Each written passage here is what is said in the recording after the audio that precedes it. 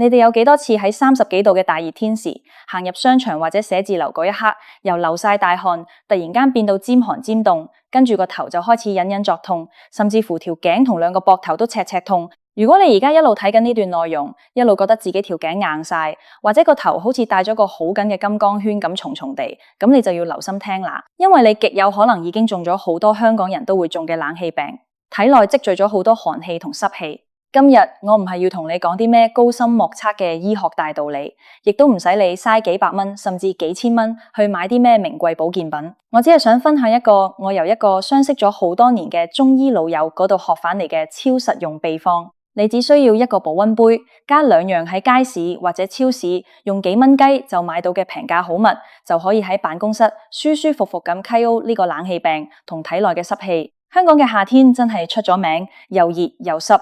我哋每日嘅生活就係喺極度炎熱嘅街頭同極度寒冷嘅冷氣房之間穿梭。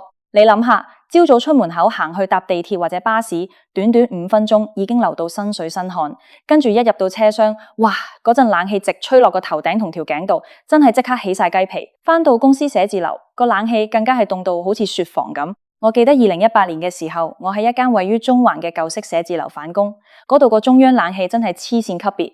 無論你點校，個出風口永遠都係吹出攝氏16度嘅死人冷風。我嗰陣時啱啱25歲，自恃後生，着件短袖冷衫就算。結果點呀？每逢晏晝3、4點，個頭就開始痛，痛到好似有針吉咁，對手對腳凍到好似冰條，連打字都覺得手指關節僵硬。嗰陣時我以為自己係因為工作壓力大或者唔夠瞓，但係後尾先知，原來呢啲全部都係寒濕入體嘅表現。中醫成日講寒濕，到底咩係寒濕呢？簡單啲嚟講，當你喺出面流晒汗，身體嘅毛孔，即係中醫講嘅永利，係完全打開晒嘅，目的係為咗散熱。但係當你突然之間走入一個好凍嘅冷氣房，啲冷風一吹埋嚟，毛孔就會因為受寒而即刻急速收縮。呢個時候你身上啲汗仲未乾，啲濕氣就咁樣被緊緊鎖死咗喺身體入面，跟住冷氣嘅寒氣又順住啲經絡走入去。寒氣嘅特性係收引凝滯，濕氣嘅特性係蟲濁黏膩。兩樣嘢加埋一齊，就好似啲冰水溝埋啲爛泥咁，塞住咗你身體嘅經絡，令到氣血運行得唔順暢。中醫有一句名言叫做不通則痛，經絡塞咗，氣血過唔到，自然就會引發各種痛症。所以你會覺得頭痛，特別係後尾枕同條頸連接嗰個位，即係風池穴同大椎穴嗰帶，會特別赤赤痛同埋繃緊。有啲人仲會覺得周身骨痛，特別係膝頭哥、腰骨，一涼冷氣就酸痛無比。呢啲就係典型嘅寒濕困表。除咗痛之外，濕氣重仲會有咩感覺呢？你會覺得成個人好重，好似着咗件濕水嘅大褸咁，點極都唔聚財。明明尋晚瞓足8個鐘，但係第二朝起身依然覺得好攰，好似冇瞓過咁，個頭重擔擔。中醫形容呢種感覺叫做頭如裹，即係好似俾條濕毛巾包住個頭咁。仲有呀，去廁所嘅時候會發現大便好黏，沖水嘅時候要沖幾次先沖得乾淨，呢啲全部都係脾胃有濕嘅表現。香港人平時食無定時，晏晝出去食飯，天氣熱梗係叫杯跟餐嘅凍檸茶或者凍奶茶啦。有啲人甚至乎日日一杯珍珠奶茶，呢啲凍飲一落肚，直接就將寒氣送入脾胃。脾胃係負責運化水濕嘅，即係身體嘅抽濕機。你係咁灌啲冰水入去，部抽濕機個摩打就會凍到死火，運作唔到，於是體內嘅濕氣就越積越多。外有冷氣嘅外寒，內有凍飲嘅內寒，內外夾擊，你話個人點會唔虧啊？好啦，講咗咁多痛點同問題，到底有咩解決方法呢？其實好簡單。針對呢種因為涼冷氣同飲凍嘢搞出嚟嘅寒濕，最直接、最方便，亦都係最平靚正嘅方法，就係喺寫字樓自己動手焗一杯生薑陳皮茶。冇錯，就係生薑同陳皮呢兩樣喺廚房極度常見嘅嘢。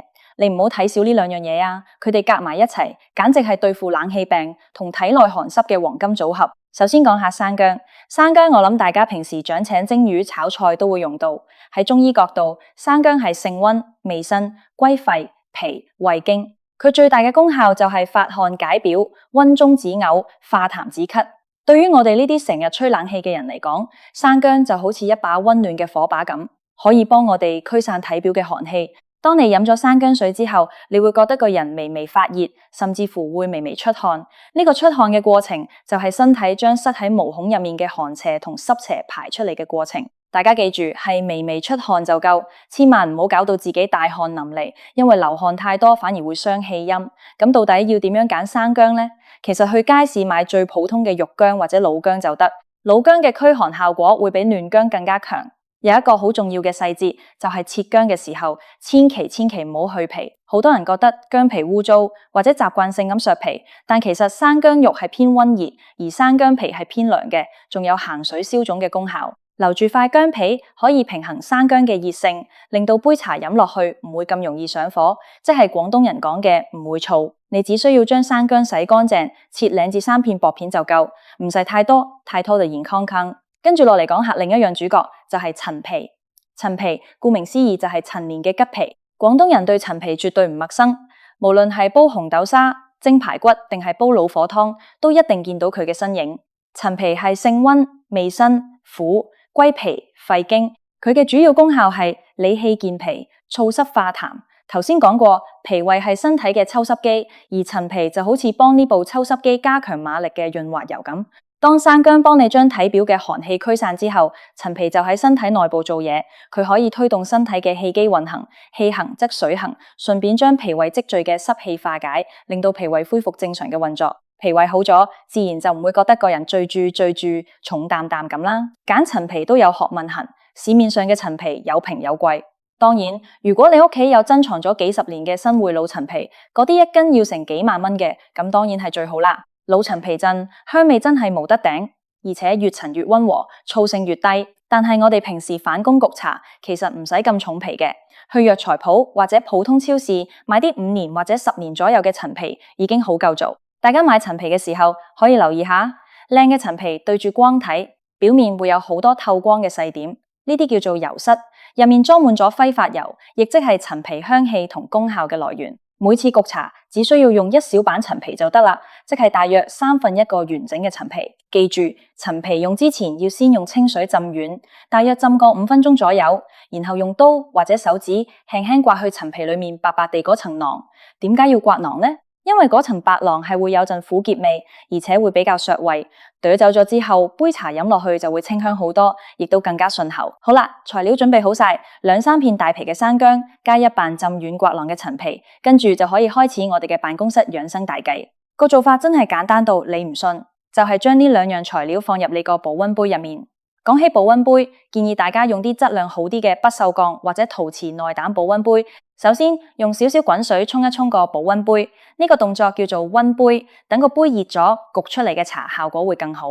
然後將薑片同陳皮放落去，跟住就撞入攝氏100度嘅大滾水。記住一定要係大滾水，水機嗰啲得攝氏80幾度嘅熱水係未必夠力將陳皮同生薑嘅精華完全焗出嚟嘅。如果公司水機啲水唔夠滾，最好自己用電水煲滾啲水，斟滿水之後閂實個蓋，俾佢焗個15至20分鐘。喺焗緊嘅過程入面，你可以繼續做你嘅嘢，覆下電郵，打下報告。大約20分鐘之後，你一打開個保溫杯蓋，哇！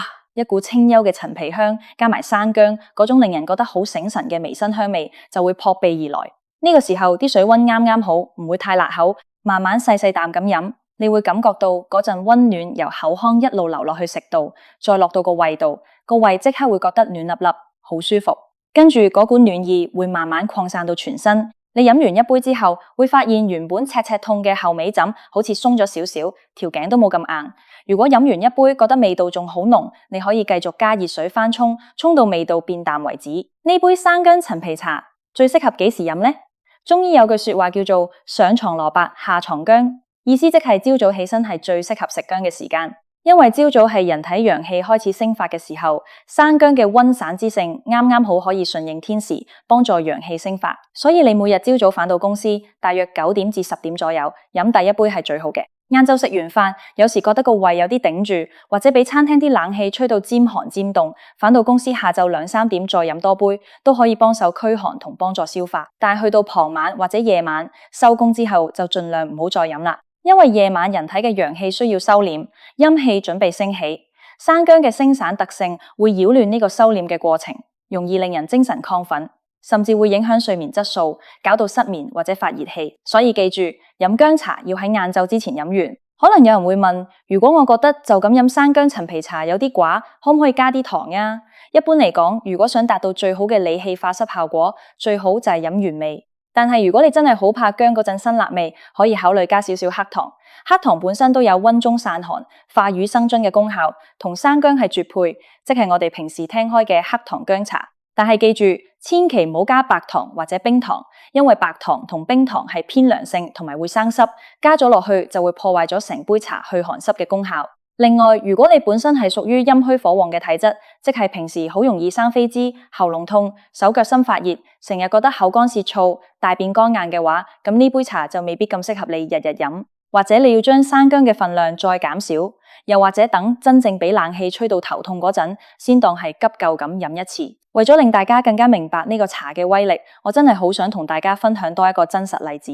我身邊有個做會計嘅朋友，佢今年已經38歲，由佢22歲大學畢業出嚟做嘢開始，佢就一直喺啲大企業嘅寫字樓度搏殺。大家都知做會計成日要加班，佢公司個冷氣又係超級大。佢由28歲開始就發現自己有嚴重嘅偏頭痛，一發作就痛到想嘔，要食止痛藥先掂。佢仲成日話覺得自己好攰，明明食量唔大，但係個肚腩就越嚟越大，即係俗語話齋，飲水都肥。呢啲其實就係脾虛、濕困、水腫嘅表現。我介紹咗呢個生薑陳皮茶俾佢之後，佢一開始都半信半疑，覺得點會咁神奇。但係佢堅持每日朝早返公司都焗一杯嚟飲。大約過咗1個月左右，佢話俾我聽，佢個偏頭痛發作嘅次數明顯少咗好多。就算有時覺得條頸開始緊，即刻飲杯熱薑茶，個痛楚就會慢慢散開，唔使下下靠食止痛藥。而且佢覺得個人精神咗，冇以前嗰種好似俾記石壓住嘅沉重感。去刺桑佢抗人差健，呢個就係中醫講嘅正氣存內，邪不可干。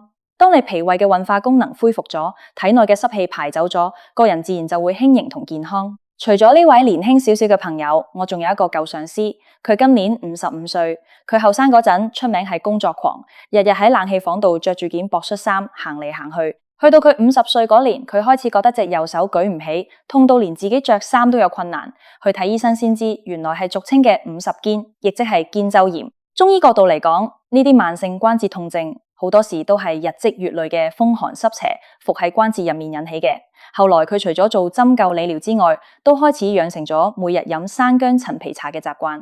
佢話雖然唔係仙丹，一飲即刻好，但係長期飲落去，身體感覺冇咁怕冷，關節喺落雨打風嘅日子都冇以前酸痛得咁犀利。可想而知，預防勝於治療，及早將體內嘅寒濕排走係幾咁重要。我哋再深入少少講下飲食習慣啦。如果你已經決定開始飲生薑陳皮茶去濕，咁你平時嘅飲食都一定要配合先得。如果唔係，你一邊排濕，一邊又瘋狂製造濕氣，咁就真係嘥晒心機。第一樣，亦都係最難做到嘅一樣，就係戒凍飲。香港人真係好鍾意飲冰水，但係我哋要明白，人體嘅核心溫度大約係攝氏37度。當你飲一杯攝氏0度嘅冰水落肚，身體要消耗極大嘅陽氣去將呢杯水加熱到同體溫一樣，長年累月咁樣消耗，脾胃嘅陽氣就會越嚟越虛弱。試下由今日開始，將跟餐嘅凍檸茶轉做熱檸水，少甜。一開始你可能會覺得好唔習慣，覺得夏天飲熱嘢好辛苦，但係當你堅持咗2個禮拜，你會發現自己條腸胃舒服咗好多，唔會成日胃脹脹，個人嘅精神狀態都會好唔同。除咗凍飲，生冷嘢例如魚生、壽司、沙律呢啲都要盡量少食。呢啲嘢食雖然好味，但係本質上都係生冷嘅，對於脾胃已經有濕氣嘅人嚟講，簡直係雪上加霜。晏晝食飯，盡量揀啲有熱湯、有熱飯嘅選擇，例如一碗簡簡單單嘅熱湯麵，或者一份新鮮煮起嘅客飯，對脾胃嘅負擔會細好多。仲有呀，夏天好多人鍾意食西瓜解暑。西瓜雖然好，但係佢性質寒涼，食2嚿好啦，千萬唔好雪凍晒，一大個咁樣食，食完個胃一定受唔住。至於日常保暖方面，既然我哋控制唔到公司個中央冷氣，我哋就唯有自己保護自己，特別係後尾枕同大椎穴，即係條頸後面最高嗰個骨個位置，呢個位後你閘嘅，放一條披肩或者頸巾喺公司，覺得凍嘅時候就圍住條頸，保護住呢個重要嘅防線。仲有呀，女仔如果着裙，最好喺台底放張細細地嘅毛毯冚住對膝頭哥，因為關節位皮下脂肪少，最容易俾寒氣入侵，老咗就容易有風濕、關節痛。男仔如果覺得着長袖衫太熱，都可以喺公司留反件，開胸冷衫，出入冷氣房一笠上身就可以擋住好多冷風。另外，盡量抽時間做運動，出身汗。而家啲人太依賴冷氣，夏天都唔流汗，其實係違反咗自然規律。夏天本來就係應該出汗嘅季節，透過流汗，身體可以將積聚咗一整個冬天同春天嘅寒氣同廢物排走。每逢放假或者收工，去跑下步，做下瑜伽，或者去公園急步行個半粒鐘，等自己出一身大汗。記住，出完汗一定要即刻抹乾，換件乾爽嘅衫。千祈唔好喺大汗淋漓嘅時候即刻衝入冷氣房或者沖凍水涼，如果唔係寒濕再次入侵，咁就前功盡棄，仲衰過唔做運動。講到尾，養生其實唔係咩遙不可及嘅事，亦都唔需要花費大量嘅金錢同時間。健康其實就藏喺我哋每日嘅生活細節入面。一杯簡單嘅生薑陳皮茶，背後蘊含住中醫幾千年嚟對人體同自然環境互動嘅智慧。佢利用生薑嘅辛溫去發散外寒，利用陳皮嘅苦溫去燥濕健脾，簡簡單單兩樣嘢就完美咁化解咗現代城市人最常見嘅冷氣病同寒濕困擾。你諗下，每日晏晝與其去連鎖咖啡店買杯幾十蚊嘅凍咖啡，不如自己喺位度靜靜地沖杯熱茶。呢種微小嘅改變，長遠嚟講，對你身體嘅回報係無法估量嘅。我希望大家睇完今日呢段分享之後，聽日返工嘅時候都可以喺個袋度擺幾片生薑同一小塊陳皮。當你入到冷氣房，覺得有啲寒意嘅時候，不妨試下為自己焗一杯生薑陳皮茶。當嗰陣幽香嘅熱氣慢慢升起，你雙手握住個溫暖嘅保溫杯，慢慢細味嗰一口微辛微甜嘅茶湯，你會感覺到身體入面嘅寒氣慢慢被驅散，取而代之嘅係一種由內到外嘅溫暖同舒暢。呢種感覺真係試過先知有幾好。如果你飲完覺得真係有幫助，個人精神咗，頭痛骨痛少咗，不妨將呢個簡單嘅小秘方分享俾你身邊嗰啲成日喺辦公室涼冷氣涼到周身病痛嘅同事同朋友，大家一齊建立一個健康嘅辦公室小習慣啦。